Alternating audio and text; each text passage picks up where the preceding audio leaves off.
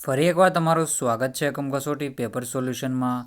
તો આપણે આજે આ વિડીયોમાં વિજ્ઞાનની જે એકમ કસોટી આજે પ્રશ્ન બેંક લેવાનું છે તેનું સોલ્યુશન જોવાના છીએ. વિષય છે વિજ્ઞાન રહેવાનો છે. ધોરણ રહેશે 7, સમય રહેશે 1 કલાકનું પેપર રહેવાનું છે. તારીખ છે મિત્રો, તારીખ કેટલી રહેશે?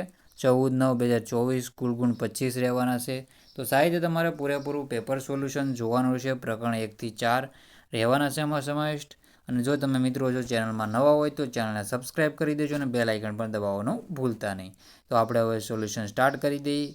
નીચે આપેલ લક્ષણોના આધારે જે તે પદાર્થો, અંગો અને સજીવોનો ઓળખે છે. તો પહેલું છે પ્રકાશ સંશ્લેષણની ક્રિયા માટે હું પર્ણમાં રહેલું અગત્યનું દ્રવ્ય શું? તો એમાં આપણો આન્સર રહેશે હરિતદ્રવ્ય. શું જવાબ રહેશે એમાં? હરિતદ્રવ્ય આપણો જવાબ રહેશે. હરિતકણ પણ કહી શકો અને હરિતકણ આપણે કહીશું. આપણે હરિતકણ કહીશું. પછી છે હું બીજી વનસ્પતિ દ્વારા બનાવેલ ખોરાક પર નભું છું. તો એ આપણે પરાવલંબી કહીશું, પરોપજીવી કહીશું. હું આહાર તરીકે કીટકોનો ઉપયોગ કરું છું. તો એમાં આપણો જવાબ રહેશે. શું જવાબ રહેશે એમાં આપણો? કળશપર્ણ જવાબ રહેશે. જવાબ રહેશે કળશપર્ણ, એમાં આપણો જવાબ રહેશે. પછી છે વનસ્પતિમાં પર્ણમાં લીલો રંગ મને આભારી છે. તો એમાં આપણો જવાબ શું રહેશે? તો એમાં આપણો જવાબ રહેશે હરિતકણ. હરિતકણ એમાં આપણો જવાબ રહેશે. તો આવી રીતે તમારે જવાબ કરી લેવાના રહેશે. પછી છે હું વાસી બ્રેડ પર તંતુ સ્વરૂપે વૃદ્ધિ પામું છું. તો એમાં આપણો જવાબ રહેશે ફૂગ. પછી છે હું કઠોળ વર્ગની વનસ્પતિના મૂળમાં વસવાટ કરતો બેક્ટેરિયા છું. તો રાઇઝોબિયમ બેક્ટેરિયા જવાબ રહેશે. રાઇઝોબિયમ બેક્ટેરિયાનો જવાબ રહેશે. મારામાં લિપિડનું સંપૂર્ણ પાચન થાય છે. તો એમાં શું જવાબ આવશે? એમાં નાનું આંતરડું જવાબ આવશે. પછી છે હું ખોરાકને ચાવવા માટે ઉપયોગમાં આવતા દાંત છું. તો એમાં આપણો જવાબ શું આવશે? એમાં આપણો જવાબ આવશે હું ખોરાકને ચાવવા માટે ઉપયોગમાં આવતા દાંત છું. એમાં આપણો જવાબ આવશે.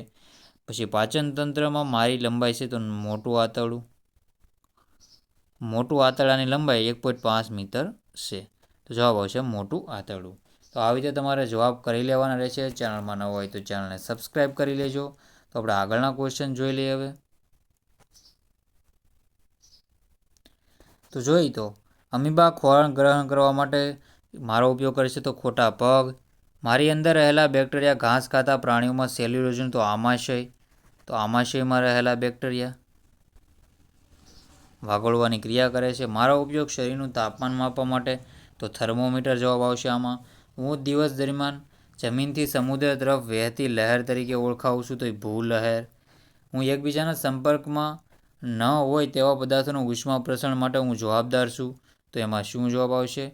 હું ભૂરા લિટમસ પત્રને લાલ તો એસિડ આવશે. પ્રયોગશાળામાં વપરાતા પ્રાકૃતિક લિટમસ પત્ર બનાવવામાં કેનો ઉપયોગ થાય છે? એમાં આવશે લાઇકેન જવાબ આવશે. શું જવાબ આવશે? લાઇકેન જવાબ આવશે આમાં. પછી છે હું દહીંમાં રહેલો એસિડ છું. તો એમાં જવાબ આવશે લેક્ટિક એસિડ. અને હું બેઝિક એસિડિક નથી તો એને કહેવાય છે તટસ્થ પદાર્થ. કેવો પદાર્થ કહેવાય છે ને? તટસ્થ પદાર્થ તરીકે ઓળખવામાં આવે છે. તો મિત્રો હવે આગળના ક્વેશ્ચન જોઈ લઈએ. તો આગળના ક્વેશ્ચનમાં તો સાહિત્ય હું તમને કરાવી દઉં છું. નીચે આપેલ સજીવોનું પોષણના પ્રકારના આધારે વર્ગીકરણ કરો. લીમડાનું ઝાડ, અમરવેલ, લાઇકેન, મશરૂમ, કળશપર્ણ. તો એમાં જવાબ રહેશે લીમડાનું ઝાડ. તો એમાં આ જો પહેલાં કીટાહારીમાં આવશે કળશપર્ણ. પછી છે સ્વયંપોષી તો લીમડાનું ઝાડ. પછી મૃતોપજીવી તો મશરૂમ. પછી સહજીવન તો અમરવેલ. સહજીવનમાં આવશે લાઇકેન. અને પરોપજીવીમાં આવશે અમરવેલ. તો આવી રીતે તમારે જવાબ સાહિત્ય કરી લેવાનો છે. આપણે આગળના ક્વેશ્ચન જોઈ લઈએ હવે. તો સાહિત્ય મિત્રો આવી રીતે જોઈ લેવું. ચેનલમાં ન હોય તો ચેનલને સબસ્ક્રાઈબ કરી દેજો. પછી જોઈ તો આપણે નીચે આપેલ પાચન અંગોને તેના કાર્યોના આધારે વર્ગીકૃત કરો. જઠર, યકૃત, સ્વાદુપિંડ, લાળગ્રંથિ, નાનું આંતરડું. તો સ્વાદુરસનો સ્ત્રાવ તો સ્વાદુપિંડ. પછી લાળ રસનો સ્ત્રાવ તો લાળ ગ્રંથિ. શું છે? લાળ ગ્રંથિ. પછી એસિડનો સ્ત્રાવ તો જઠર.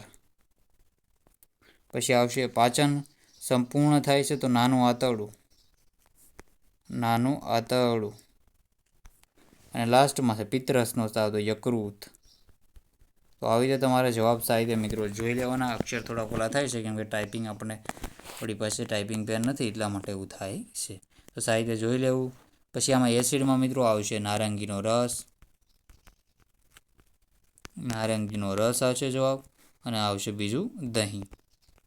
બેઝમાં આવશે સાબુ. અને આમાં આવશે જવાબ મીઠું. ચૂનાનું પાણીનું તમારે જણાવવાનું રહેશે. તો સાહિત્ય તમારે જોઈ લેવાનું છે. અને આ ક્વેશ્ચનના આન્સર તમને પુસ્તકમાંથી બેઠા મળી જશે. તો મિત્રો હવે આપણે આ વિડીયોનો એન્ડ કરીએ છીએ. જો ચેનલમાં ન હોય તો ચેનલને સબસ્ક્રાઈબ કરી દેજો. મિત્રો વિડીયોનો એન્ડ કરીએ છીએ. જય હિન્દ, જય ભારત.